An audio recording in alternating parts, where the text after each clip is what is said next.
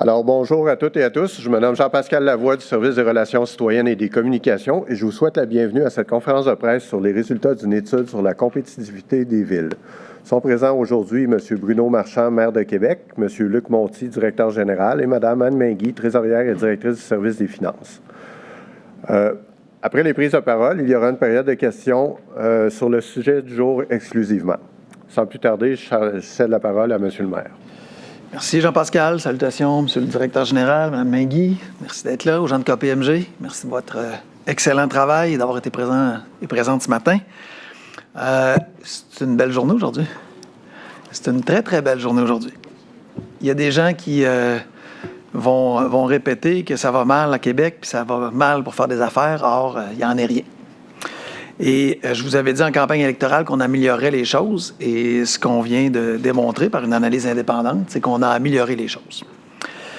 Vous avez eu l'occasion il y a quelques instants de jeter un œil au rapport de KPMG sur la compétitivité des principales villes canadiennes quant aux coûts d'exploitation sensibles à la localisation et aux charges liées à la fiscalité.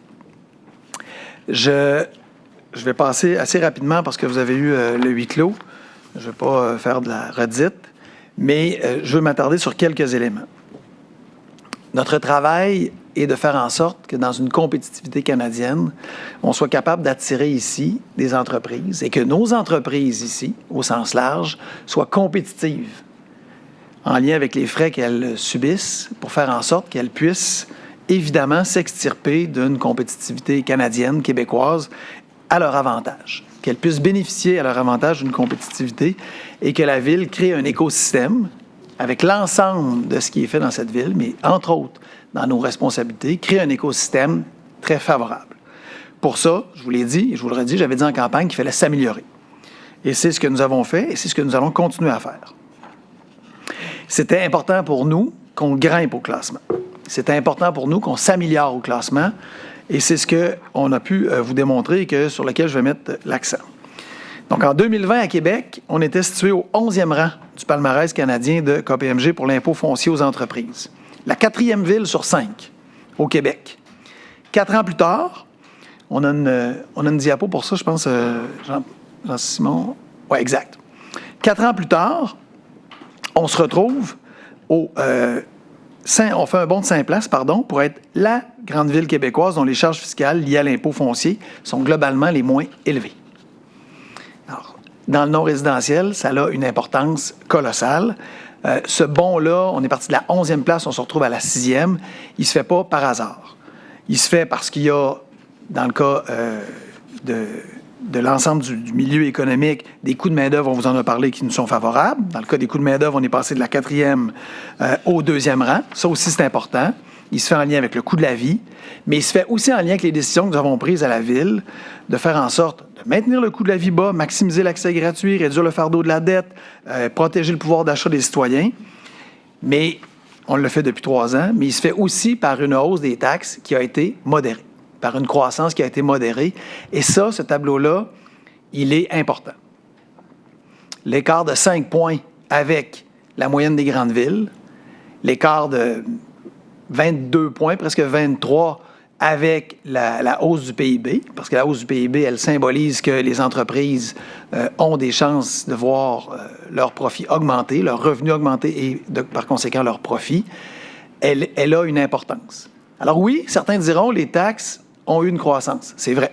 Dans le contexte, c'est un contexte qui était presque imprévisible. En tout cas, je n'ai pas entendu beaucoup d'économistes qui se sont vantés en 2021 d'avoir prévu ce qui s'en venait en 23-24. Même en 22, les économistes avaient de la misère à le prédire et on comprend pourquoi. C'était évidemment une tempête parfaite. Il reste quand même que cet écart-là de 5 points, il explique pourquoi on s'améliore au classement. Notre hausse des taxes limitée, la croissance, a fait en sorte d'aider dans la charge fiscale des entreprises, d'aider nos entreprises à être plus compétitives. Puis on va revenir deux diapos en arrière. Vous le savez, c'est la même chose, juste la suivante, s'il vous plaît. Vous le savez, c'est la même chose Dans le cas des taxes, c'est pas celle-ci, celle avec les taxes résidentielles, Jean-Simon. Oui, celle-là, excuse-moi, c'était 3, pardon. L'écart est encore plus grand. Alors, on n'est pas en train ici de parler de l'économie, l'écosystème d'affaires, mais il faut se rappeler ça. Ça fait aussi partie du pouvoir d'achat et de la capacité de nos citoyens à faire face aux différentes crises, notamment à la hausse des coûts et leur capacité à dépenser ce qu'ils ont dans leur poche. On vous a largement fait la démonstration lors du dépôt du budget que les citoyens avaient plus d'argent dans leur poche. Et pour nous, c'était important. Bien, l'écart qui est là, il est très significatif. Et il aide aussi nos entreprises. Il aide aussi nos entreprises à laisser dans les poches des gens de l'argent pour qu'ils puissent consommer localement. On peut avancer. Donc, pour moi, la compétitivité de Québec, c'est fondamental. Passer du 4e au 2e rang, c'est Noël avant le temps. Ou Noël après le temps, dépendamment où on se situe entre l'ancien Noël et le prochain. C'est une extraordinaire nouvelle. Il faut que nos entreprises bénéficient d'un écosystème hyper compétitif sur l'ensemble de l'œuvre, parce qu'elles n'ont pas juste des charges liées aux impôts fonciers, elles ont des charges sur l'ensemble de l'œuvre. Et à Québec, c'est facile de faire des affaires. À Québec, ça coûte moins cher qu'ailleurs. Et à Québec, parmi les grandes villes canadiennes, si on exclut Moncton, qui n'est pas dans les grandes villes canadiennes, ils n'étaient pas là la semaine passée, nous sommes la meilleure ville au Canada pour faire des affaires.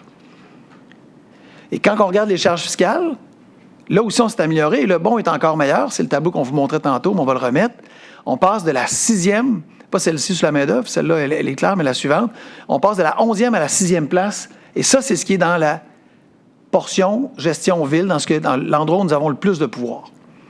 Ça, pour moi, c'est un autre extraordinaire nouvelle où ça s'améliore pour nos entreprises. L'écosystème s'est amélioré. En matière d'impôts fonciers, nos entreprises sont plus compétitives qu'elles l'étaient il y a 4 ans, en 2020, lorsque le rapport est sorti en 2021, là, pour l'année comparable 2020-2024. On fait un bond de 5 rangs et on va continuer de s'améliorer. Alors, est-ce qu'on peut faire de Québec la ville la plus entrepreneuriale au Canada? Oui. Est-ce qu'on va faire de Québec la ville la plus entrepreneuriale au Canada? Oui. Est-ce que nous sommes sur la voie de le faire? Nous sommes sur la voie de le faire. Nous sommes sur la voie ici d'avoir un environnement dynamique, compétitif, et sur lequel on est comparable, pas juste au Québec, parce que vous voyez dans ce cas-ci, dans le cas de ce tableau-là, on est la meilleure ville au Québec en matière d'impôts fonciers non résidentiels, mais en plus, on va le faire avec les villes comparables canadiennes. Est-ce qu'on s'arrête en si bon chemin? Non. Est-ce qu'il reste des choses à améliorer? Absolument. Est-ce qu'on va continuer de travailler à faire en sorte qu'on s'améliore partout dans le tableau, dans tous les secteurs? Absolument. On s'est amélioré dans 80% des secteurs expliqués. 8 sur 10 ont vu une amélioration substantielle et on va continuer de le faire. Mais pour moi, aujourd'hui, le travail qu'on a commencé à faire dès notre arrivée porte fruit. Les tableaux sont clairs, les résultats sont clairs, les gains sont clairs, l'amélioration est nette. Après ça, on va continuer de faire le travail parce qu'on y croit profondément. On doit faire en sorte d'avoir le meilleur écosystème ici pour nos entrepreneurs, pour nos entreprises, et donc pour nos travailleurs, et donc pour notre économie. Et c'est ce à quoi on travaille. Et les annonces d'aujourd'hui, le rapport de KPMG sont une extraordinaire nouvelle. Parce qu'ils confirment le travail qu'on fait, qui s'inscrit dans cette voie-là. Ils confirment les résultats. C'est facile de dire ça va mal. Il y a des gens qui disent ça depuis des semaines. Il y a des gens qui vont dire ça jusqu'aux élections.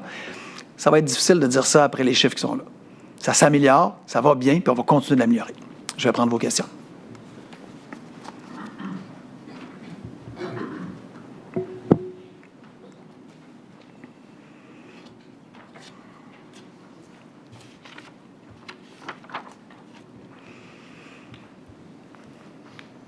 Bonjour. Bonjour. Vous dites que c'est facile de s'améliorer, mais justement... Je n'ai pas dit que c'est facile de s'améliorer. C'est pas simple de s'améliorer, mais on sait améliorer. Mais ça a été quoi la recette, finalement, pour que... Bien, la première, c'est la hausse limitée de la croissance des taxes. C'est une croissance limitée. Ça, c'est la première raison. Nos charges fiscales, là, notre amélioration, c'est que pendant que nous autres, on était moins haut qu'ailleurs, on a gagné des rangs. On s'est amélioré, par ailleurs, il y avait leurs taxes qui étaient en croissance plus grande et ça leur coûte plus cher. La première recette, c'était celle-là. La deuxième, puis M. Monti va en ajouter, la ville, en compétitivité, elle doit offrir un écosystème. Un écosystème, c'est des charges fiscales, évidemment. Ce que tu charges en taxes, ça fait en sorte que les entreprises doivent le payer. Il y aura toujours des taxes. Les entreprises bénéficient des investissements de la ville. Mais pour arriver à être compétitif, les investissements de la ville doivent être ciblés pour améliorer cet écosystème-là. Et c'est quoi? C'est des infrastructures de transport, c'est des infrastructures liées à tout ce qu'une entreprise a besoin en énergie, en ressources, en gestion des eaux, etc., qui fait en sorte qu'elle est capable d'avoir les conditions pour prospérer, produire, exporter, vendre. Et ça, cette compétitivité de la ville, elle améliore le sort des entreprises. M. Monti?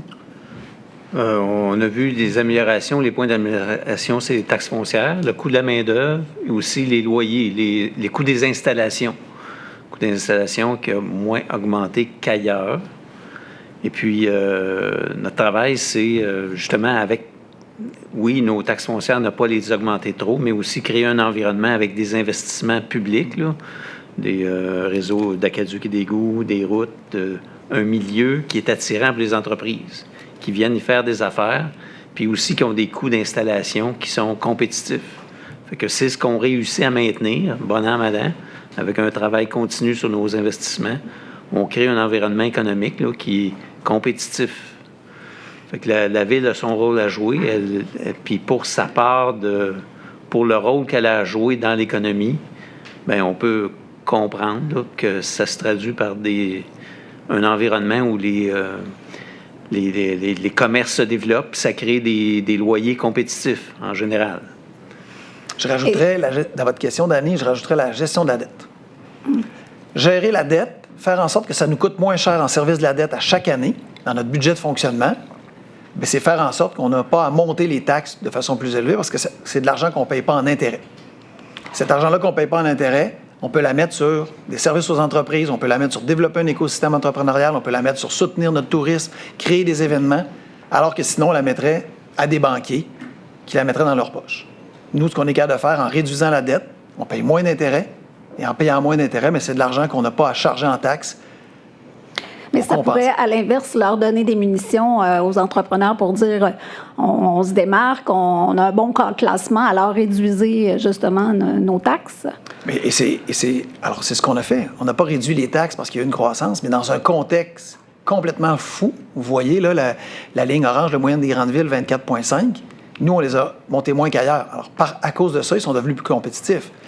On ne pouvait pas avoir, avec des taux d'inflation à 5,6, dire on ne chargera pas de taxes. Les entreprises auraient été victimes de notre incapacité à investir et à les aider, notamment dans l'écosystème dans lequel ils ont besoin d'être. Puis, un exercice comme celui-là, si c'est un document scientifique qui vient faire la preuve, donc vous pensez que ça va convaincre les entrepreneurs? Bien, c'est une entreprise indépendante qui nous dit qu'on est 6e en charge fiscale, on était 11e.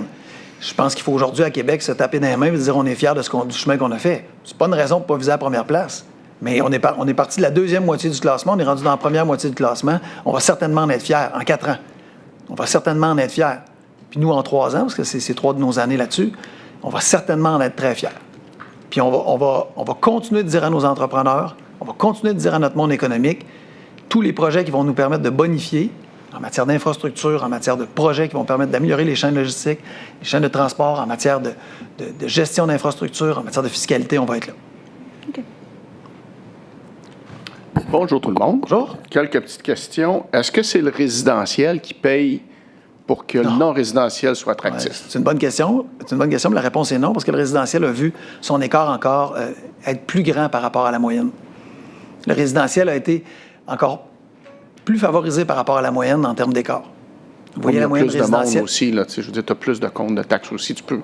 Oui, mais on aurait pu... C'est des choix qu'on a fait. On aurait pu dire, on va taper sur le résidentiel. On n'a pas voulu ça. Mais si tu veux augmenter ton attractivité en réduisant au maximum le compte de taxes non résidentiel, il faut que quelqu'un paye. Ça se transfère vers le petit payeur. Là. Non. Ce que tu fais, c'est qu'on vous l'a dit, ce qu'on fait, c'est qu'on est capable de gérer la croissance de nos revenus, mais surtout la croissance de nos dépenses, pour mettre l'argent au bon endroit et pour avoir pas des hausses de taxes qui sont celles des autres villes.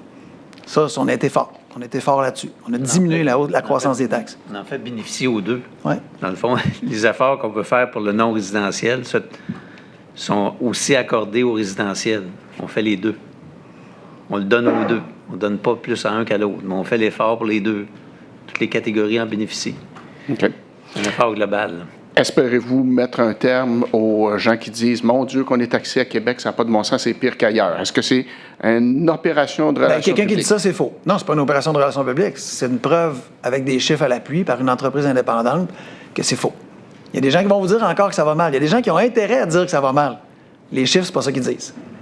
La comparaison avec les autres, ces charges fiscales, est claire. Fait que tous ceux qui vont vous dire ça, ils pourront continuer de crier dans leur porte-voix, mais c'est pas vrai. C'est pas vrai. Les charges fiscales se sont améliorées. On a gagné 5 rangs. C'est énorme en 4 ans. Est-ce qu'il y a une possibilité d'arriver avec des taux de taxes différenciés selon les secteurs économiques où on a l'impression qu'on est moins compétitif que d'autres? Je n'ai pas en mémoire... Non, oui, je comprends votre question. C'est une bonne question. La loi nous donne des possibilités. Certaines comprend, certaines ne comprend pas. C'est quelque chose qu'on mesure à chaque année, mais en même temps, notre travail, c'est l'équité. Fait qu'il ne faut pas confondre la question du rôle fiscal, qui est une question d'équité, et la question des taxes. Quand une entreprise voit son bien immobilier fluctuer positivement, par équité pour les autres, bien, nécessairement, il y a une fluctuation qui avantage certains qui ont perdu et désavantage d'autres qui ont vu leur bien immobilier prendre plus de valeur. Ça, c'est pas quelque chose qu'on peut changer. C'est quelque chose d'indépendant. La question du rôle, c'est quelque chose d'indépendant. La question des taxes, on travaille à la maintenir basse pour tout le monde. Est-ce qu'il y a des entraves à pouvoir continuer? Parce que, mettons que je vous dis, bon, OK, effectivement, objectivement, vous avez un progrès. Ouais. Y a-t-il encore du headroom pour faire du progrès ou si vous êtes entravé par quelque chose que je vous demande de nommer? Non, il y a encore de la place. Il y a encore de la place, mais en même temps, on ne peut pas faire ça. On ne peut pas partir de la 11e place à la première en 4 ans. Là. Il faut se donner le temps, mais on va continuer de le faire. Puis c'est la dette. Ce qu'on voit, là, les villes qui réussissent à nous devancer sur la charge fiscale, là, ceux qui sont en bas du 6e rang, c'est des villes de l'Ouest, à l'exception de Vancouver. Il y a Hamilton, puis il y a les villes des provinces de l'Ouest. Pourquoi? Parce qu'ils sont moins endettés. Hein, le ratio de dette est d'un 70 % par rapport aux revenus. Nous autres, vous savez, notre objectif dans notre politique, c'est de ramener ça aussi à 70 % d'ici 2030. Donc, en baissant la dette, on va baisser nos charges, notre service de dette, puis ça peut permettre à nos taxes d'augmenter moins rapidement. Mais c'est carrément ça. Les villes qui réussissent à être meilleures que nous autres, c'est parce qu'ils ont moins de dettes. Puis c'est dans notre plan. C'est le plan dans le plan. Au terme de la ville, c'est réduire son poids de la dette. Puis on s'en va dans cette direction-là. Les charges de main-d'œuvre. Le plan marche. Les charges de main-d'œuvre, je me souviens qu'on était très excentrés là, dans le graphique. Là, c'est des choses qui ne sont pas du ressort de la... Non. Mais sont compensées les taxes sur la masse salariale qu'impose le gouvernement du Québec, mais par chance, sont compensées par d'autres facteurs. Les coûts de l'énergie sont plus faibles, puis les coûts de la main-d'œuvre, les salaires sont plus faibles aussi au Québec qu'ailleurs au Canada. Ça donne un avantage qui compense ces charges sur la masse salariale-là, donc que le gouvernement utilise pour financer la santé et ses services, là. Mais ça, c'est sa responsabilité. Mais nous autres, ce qu'on peut faire, c'est effectivement la taxe foncière, puis on est dans la bonne direction. Puis les villes qui font mieux, on le voit, là, Saskatoon, Calgary, Edmonton, c'est parce qu'ils ont moins de dettes. Monsieur le maire, une dernière, allez-vous faire traduire ça et amener ça à San Antonio et à Washington? Bien, c'est sûr. À chaque fois qu'on va pouvoir le présenter à une entreprise qui veut s'installer au Canada, on va dire c'est ici la meilleure place. C'est ça notre travail. Les gens pensent qu'on n'est pas en compétition. On est en compétition pour attirer des entreprises, on est en compétition pour attirer du capital, on est en compétition pour attirer des investisseurs. Même quand vous prenons même la question immobilière. La question immobilière, quand vous prenez une entreprise de Québec, vous allez dire, c'est sûr qu'elle va investir à Québec. C'est vrai. Il y a un marché qui fait qu'elle peut investir plus ou moins selon les perspectives de développement. Mais il y a ici des gens qui investissent, qui sont des fonds torontois, des fonds de la Colombie-Britannique, des fonds d'ailleurs. Quand ils regardent leur portefeuille d'investissement ou construire, c'est sûr qu'ils regardent l'écosystème dans lequel ils vont construire. Ils ont pas, c'est pas une absence de choix ou c'est pas on construit partout égal. On va mettre un petit peu à Halifax, un petit peu à Québec, un petit peu à Montréal, un petit peu à Toronto, un petit peu à Winnipeg, un petit peu en Colombie-Britannique. Ils font des choix d'investir en fonction de où va être la meilleure rentabilité. Bien, quand on parle d'écosystème, c'est exactement ce qu'on leur dit. Investir ici, pas juste les entreprises, même en immobilier, pour toutes les raisons qu'on a de croissance démographique, pour toutes les raisons de l'écosystème entrepreneurial, de cette vitalité économique, c'est payant pour vous. Il y a des tarifs qui s'en viennent. Pardon? Il y a des tarifs qui s'en viennent. Oui. Ben, à chaque jour suffit sa peine avec ce président. Bonjour. Bonjour. Je vais rebondir là-dessus, justement, à quel point des tarifs de M. Trump peuvent venir changer là, l'écosystème positif qui s'installe à Québec? Oui, bien là, alors votre question est légitime, ça va dépendre de nous. Sur la question de l'aluminium et de l'acier, à Québec, on est moins concerné, mais on est concerné pareil, parce qu'au Québec, on en produit beaucoup.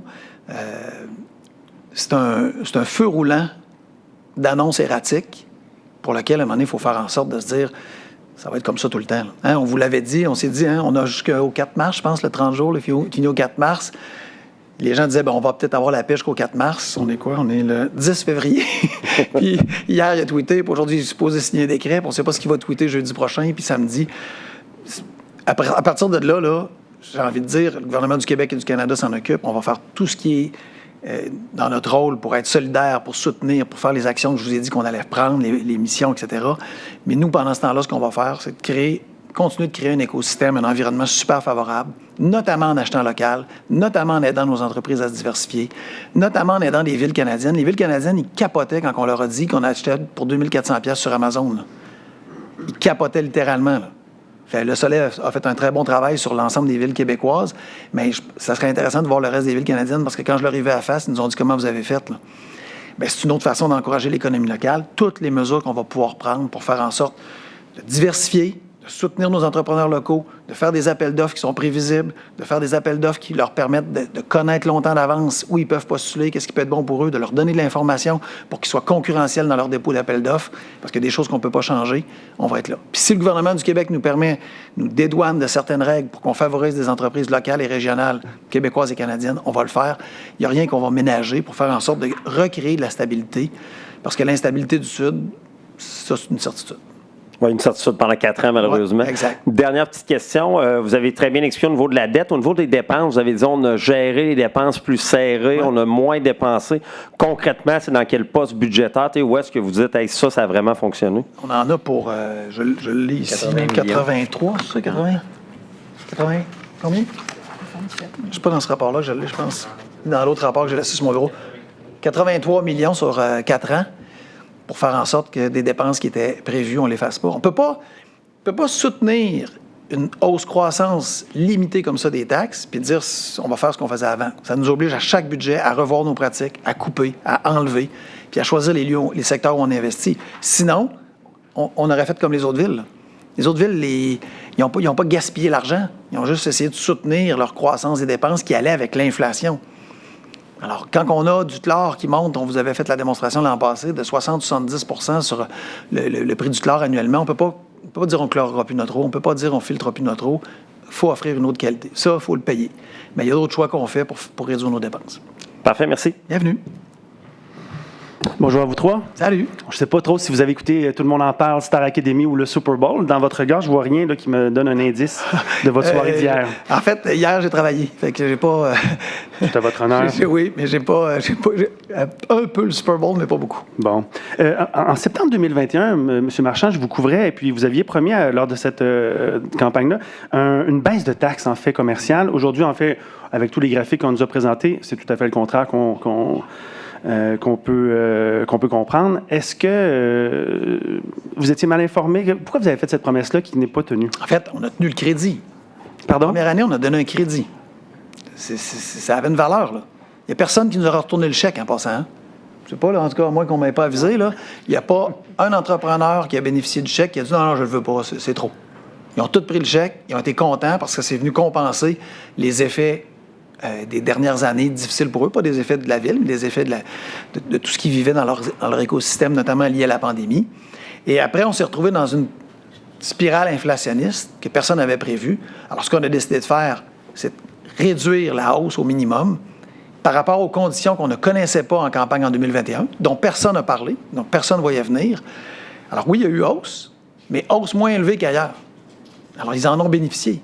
L'écart, les gens, quand ils voient leur hausse, disent « Merde, j'ai une hausse, c'est vrai, mais regarde partout ailleurs ce qui s'est fait. En se comparant, tu vas voir qu'on a été bon. » C'est peu probable, donc, que vous proposiez à la prochaine élection un gel de taxes ou encore une baisse de taxes commerciales. Et dans le fond, c'est un warning pour toutes les autres formations. On ne peut pas promettre ça lors de la prochaine élection. Ce serait un non-sens. Bien, c'est qu'on ne connaît pas le contexte. L'exemple des dernières années est un exemple super probant. En 2021, fin 2021, c'était la campagne. On ne savait pas ce qui arriverait. À peu près, ça a commencé à peu près à partir de la mi-année 2022. C'est même pas un an plus tard. Oui, il y a des contextes économiques d'incertitude et ce qui nous arrive du Sud présentement en ajoute à ça. Fait que prévoir, être capable de donner un cadre sécure, stable, prévisible, c'est ce qu'on fait. Maintenant, je pense que les gens doivent être capables de voir que les efforts qu'on a faits en comparaison avec les autres, ils sont énormes. Ils sont énormes. Dans un contexte super difficile, quand ça montait l'inflation de 5,6 par année, on n'a jamais passé ça ni aux citoyens, ni aux commerçants, ni aux entrepreneurs. J'en suis vraiment, vraiment très fier. Ça aurait été la chose la plus facile à faire, ce que beaucoup de villes ont fait. Et l'autre chose qu'on n'a pas fait, pour des perspectives électoralistes politiques, c'est d'avoir une troisième année où on booste les taxes dans le piton, puis une quatrième année où on les garde basses. Ça, on n'a pas fait ça. On a gardé l'environnement prévisible. Ça, pour le monde économique, c'est super important. Il y a des commerçants qui disent qu'il faudrait ajouter, en fait, certaines taxes détournées comme ça, comme des vignettes de stationnement. Quand on est commerçant dans le secteur de la rue Saint-Jean, on se doit de stationner notre voiture et tout. Il y a donc des taxes qui ne sont pas tout à fait inscrites dans ce calcul-là. Vignettes de stationnement, là, mais c'est comme ça ailleurs. C'est comme ça dans les autres villes. Le comparable, il se fait avec les mêmes comparables. Maintenant, vous avez raison de dire qu'un commerçant sur Saint-Jean a des réalités différentes d'un commerçant dans Le Bourgneuf ou sur Racine. Vous avez raison. Mais il a aussi parfois les avantages qui viennent avec. Donc, c'est facile de dire, bien, nous, on a des stationnements tarifés, pas eux à Charlesbourg, pas eux à Beauport. C'est un contexte différent. Le stationnement tarifé, il sert aussi les commerçants. Le but, puis je le répète, le but du stationnement tarifé, c'est pas de dire aux gens, on va faire de l'argent sur votre dos.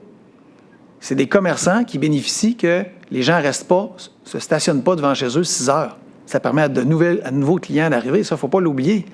Dans des endroits très achalandés, où le stationnement est restreint, bien, si on ne met pas de tarification, qu'est-ce qui va arriver? Des travailleurs. Puis des travailleurs des commerces vont se stationner là, puis c'est la clientèle qui n'aura plus d'espace. J'avais déjà dit aux commerçants sur Maguire, si vous voulez qu'on enlève les parcomètres, là, on va l'évaluer sincèrement, mais je ne les remets pas après. Puis j'ai pas eu de demande de les enlever. Parce que c'est ça qu'on voit. Là où il n'y a pas de parcomètre sur les rues commerciales, les gens restent à demeure. Si on veut qu'il y ait ce roulement qui fait que tu rentres dans un commerce, peu importe lequel, et tu ressors, parce que tu dois quitter, puis tu ne stationnes pas ta voiture là parce que tu habites le secteur ou parce que tu y travailles, tu te stationnes un peu plus en périphérie, mais tu laisses l'espace aux gens qui viennent 1 heure, qui viennent une demi-heure, qui viennent 2 heures pour venir dans les commerces locaux. C'est bon pour les commerces. Bonne semaine à vous, M. le maire. Merci. Bonjour. Bonjour. Peut-être en termes récapitulatifs, parce que le tableau tout à l'heure montrait pour les taxes non résidentielles de 2015, c'est ça, à 2024. Mais depuis 4 ans, c'est combien l'augmentation de taxes commerciales cumulatives? C'était 9 points. On va vous le trouver. Plus que ça, on va vous le trouver. OK. Puis par rapport, peut-être, justement, parce que là, on dit c'est moins qu'ailleurs. Je comprends qu'au classement là, de KPMG, on se classe. Bien, ce qu'on vous a comparé, nous autres, puis là, KPMG, c'était pas son travail, c'était pas son mandat. Mais ce qu'on vous a comparé, nous autres, là, quand on vous a soumis le tableau de la hausse cumulative des taxes résidentielles de 22, donc même pas 21, là, de 22 à 25, on était à 11,5, en incluant 25, on était à 8,6 125, mais quand on inclut 25, c'est 11,5. Et toutes les grandes villes, à partir de Gatineau, qui est la deuxième, jusqu'à Lévis, sont plus hautes que ça. Donc, Gatineau, 11,6, Sherbrooke, 12,4, Montréal, 13,2. Là, vous me parlez de résidentiel, c'est ça que vous vouliez? Vous vouliez non résidentiel? Oui, exact. On l'a-tu, le tableau non résidentiel? Pas sûr qu'on l'a, ce tableau-là. C'est à peu près équivalent. OK. Mais on pourra vous le sortir, là, mais il n'y a pas de... La même... Ce que vous voyez là, vous le voyez dans la courbe, on pourrait vous le calculer. Mais si vous prenez à partir de 2022, vous voyez l'écart qui demeure. Là, en fait, c'est résidentiel. Mettons donc celle non résidentielle, s'il vous plaît. Oui. Exact. Fait que regardez le PIB, regardez... on était à 3,4 d'écart en 2021 par rapport à la moyenne des grandes villes. On est rendu à presque 5. On est rendu à 5,2. On s'est même amélioré en écart dans les dernières années. Fait que vous voyez, là, depuis 2015, les deux courbes orange et bleu se suivent et s'accentuer en écart à partir de 2020. Bien, l'accentuation continue de se faire 22, 23, 24. Mais comment se fait-il que la Ville de Québec est capable, elle, de faire ça et que dans d'autres grandes villes, on a dû augmenter davantage les taxes? On contrôle nos dépenses. À chaque année, on fait des efforts importants de dépenses de l'ordre de 20 millions par année. Fait que juste ça, là, c'est 1% de taxes de moins par année. 1,5. Fait qu'on enlève par des efforts aux dépenses, ce qu'on peut appeler des compressions, une meilleure gestion des dépenses, que ce soit des frais de fonctionnement, des meilleures façons de faire. On enlève plus qu'un point de croissance de dépenses. Fait qu'on fait des efforts chaque année. Fait qu'on les augmente, mais en même temps, on contrôle les dépenses. Alors, ce qui est au-dessus des taxes, là, qui nous fait rejoindre l'inflation, parce qu'on subit l'inflation, on compense ça par des réductions, l'optimisation des dépenses, une meilleure gestion, un contrôle des dépenses, puis on réussit, même si l'inflation est plus élevée, à avoir un taux de taxe qui augmente moins vite que l'inflation. Je comprends, M. le maire, qu'on est un peu tributaire du contexte dans lequel on vit, à plus forte raison depuis quelques semaines, mais est-ce que... Donc, je comprends que vous ne prendrez pas d'engagement en vue de la prochaine campagne électorale pour des gels ou tout ça, mais vous l'avez dit, depuis votre arrivée en poste, ça a été des hausses de taxes qui étaient limitées sous l'inflation. Est-ce que c'est un engagement que vous prenez pour la suite des choses? Je ne suis pas en campagne, là, je ne lance pas des engagements. L'engagement que je vous dis, c'est que la philosophie qu'on a eue des dernières années, ça va demeurer. Ce n'est pas une philosophie électorale. C'est une philosophie parce qu'on croit profondément à un écosystème entrepreneurial compétitif. Et pour ça, il faut faire ça. Il faut continuer de s'améliorer. Et on va être acharné là-dessus. Après ça, on verra lorsqu'on sera rendu en campagne électorale, mais cette philosophie-là ne changera pas. Il faut continuer de s'améliorer, il faut continuer d'offrir à nos entrepreneurs un écosystème hyper compétitif. Puis les 3 dernières années témoignent qu'on a frappé un grand coup de circuit. Peut-être en terminant, qu'est-ce que vous souhaitez finalement que les entreprises aujourd'hui retiennent de... Qu'à Québec, on a un milieu qui s'est amélioré en termes de compétitivité. Arrêtons de dire qu'on est les plus taxés là, en matière de charges fiscales, c'est pas vrai. Nous sommes un milieu hyper compétitif et ça aide nos entrepreneurs. Puis on a une direction à la ville qui fait en sorte d'assainir ses dépenses, gérer sa dette et de créer un milieu pour que nos entrepreneurs ici prospèrent, qu'on puisse attirer ici des travailleurs, des entreprises, du capital. On crée ici un milieu avec une vitalité économique extraordinaire, puis les chiffres en témoignent. Est-ce que c'est suffisant pour attirer des nouveaux joueurs, ça? Est-ce que vous avez déjà des discussions avec des joueurs qui pourraient... Partir avec ce tableau-là, ça fait partie de quand une entreprise veut investir ici, ça fait partie des grands arguments qu'on peut leur montrer. Ça fait partie des très grands arguments. Merci. Juste une question supplémentaire par rapport à votre rencontre avec les maires la semaine dernière. Dans tout le contexte, justement, vous allez amener ces données-là dans vos missions. Vous étiez même avec M. Trudeau la semaine passée. Oui. C'était quoi le climat? Est-ce que vous avez perçu plus de pain sur la planche que ce que vous pensiez? Non, je pense que tout le monde était lucide. Ça m'aurait fait peur si les gens avaient dit, bon, on a un sursis, on est correct. On verra au 4 mars, puis du ça, on va réussir. Ouais. Ça m'aurait fait peur si des gens avaient dit, ça va bien finalement, l'espèce de spéculation tarifaire, là, c'est réglé. Il n'y a plus d'enjeu. Ça m'aurait fait peur. Se mettre la tête dans le sable, jouer à l'autruche, ça aurait été inquiétant. Puis la preuve en est, c'est qu'on n'est pas 2 jours plus tard qu'on est sur une menace de coût tarifaire, de hausse tarifaire de l'acier et de l'aluminium. Ça ne fait pas même pas 3 jours. Alors, avoir joué à l'autruche en disant le calme est rétabli, la tempête est passée, on peut maintenant voguer sur une mer calme avec un vent tranquille, ça m'aurait fait peur. Et c'était pas là que les maires étaient, c'était pas là que M. Trudeau était, c'était pas là que Mélanie Joly était. Ils étaient dans le mode l'incertitude et la nouvelle certitude. Maintenant, trouvons des façons à l'intérieur. Puis on avait les mêmes façons de s'entendre, des infrastructures, notamment en logement, des infrastructures en transport, des infrastructures en chaîne d'optimisation de logistique, des infrastructures qui nous permettent de répondre à des enjeux réels, de créer des investissements maintenant, de soutenir nos entreprises et nos entrepreneurs et d'améliorer la compétitivité de nos villes et de notre pays. Une volonté profonde d'acheter local, une volonté profonde d'améliorer les marchés. Ça, on était tous unis. Puis l'exemple de Québec sur Amazon va bien leur servir. Ils sont plusieurs à vouloir l'importer. Une volonté de baisser les tarifs, mais une volonté très, très forte de la part du premier ministre, mais de la part des maires. On ne répondra pas à un chantage ridicule de 51e État. On va s'organiser, on va être solidaires, puis on va créer ici, on va améliorer notre écosystème.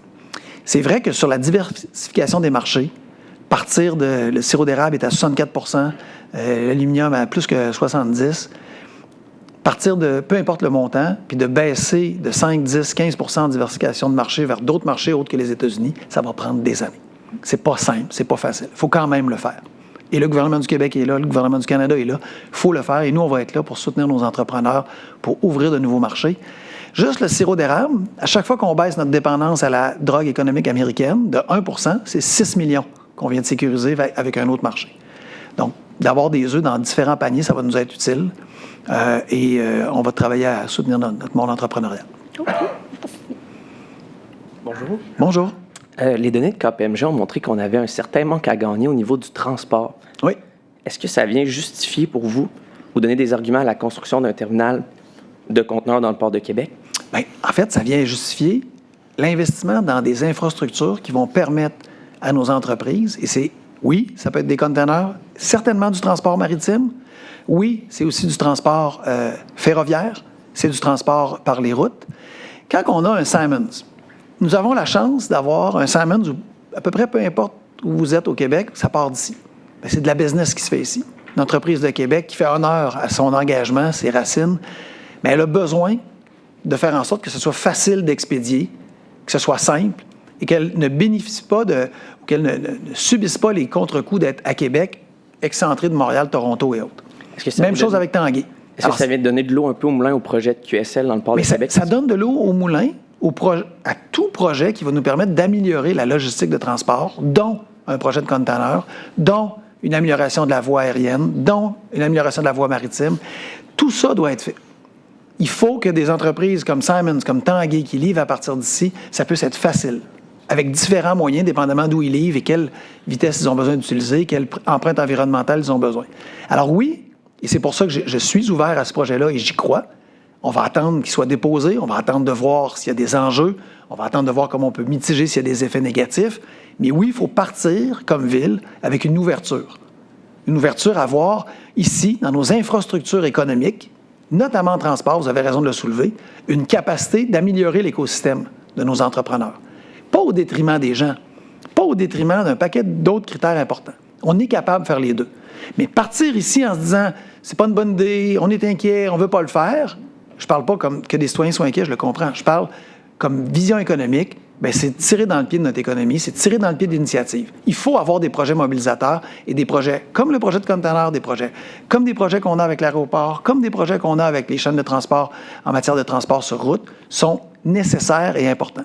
Et on est capable de mitiger les effets, on est capable d'entendre les craintes, on est capable de trouver des solutions, mais de grâce, partons pas toujours négatifs face à nos projets. On finit par créer un environnement qui fait en sorte qu'on ne croit plus en nous. Croyons assez en nous pour dire voici les besoins, voici comment on peut soutenir notre monde économique, comment cet écosystème-là va être fort, notamment dans sa capacité de déplacer des biens et marchandises. Et ça va aussi pour diminuer la congestion en passant. Des biens et marchandises qui sont pris dans des congestions, ça a un coût. Des travailleurs qui sont pris dans la congestion, ça a un coût. Des travailleurs qui ne veulent plus se présenter au travail parce qu'ils perdent une heure dans le trafic puis ils préfèrent être à distance tout le temps, ça a un coût. Bien, ça suppose ça aussi et c'est ça qu'on travaille aussi. Puis pour terminer, est-ce que ces données-là viennent vous donner un petit sentiment de fierté quant à vos 3 ans à la Ville, votre bilan en tant qu'administration? On l'a promis, on a dit qu'on le ferait, puis on le fait. Puis on va continuer de le faire. Puis dans un contexte, en plus, hyper difficile. Dans un contexte inflationniste que personne n'avait vu venir, hyper difficile, j'en suis très fier. Puis on s'est battu pour ça, puis l'administration s'est battue pour ça. Puis nos employés ont travaillé d'arrache-pied pour arriver à ça. C'est pas simple, là. C'est pas simple de limiter la croissance des taxes à parfois 3 points en dessous de l'inflation. C'est un défi hyper compliqué. On demandait tantôt pourquoi les autres ne sont pas arrivés, parce que c'est complexe. Mais on avait la chance de partir sur une ville qui avait des finances en santé et qu'on a décidé d'accentuer et d'aller dans la même veine et même l'améliorer. Ça aurait été facile de dire on arrête de réduire la dette, on est dans des temps incertains. Ça aurait été facile de dire on reprendra ça après l'inflation et on a refusé, on s'est tenu, on s'est battu pour cette philosophie-là et elle porte fruit. C'est bon, merci. Bienvenue. Taxe résidentielle. Voilà. On peut vous l'envoyer. Voulez-vous qu'on vous l'envoie, Mathieu? On va vous l'envoyer? Oui. Hein? C'est le même prix. Merci tout le monde.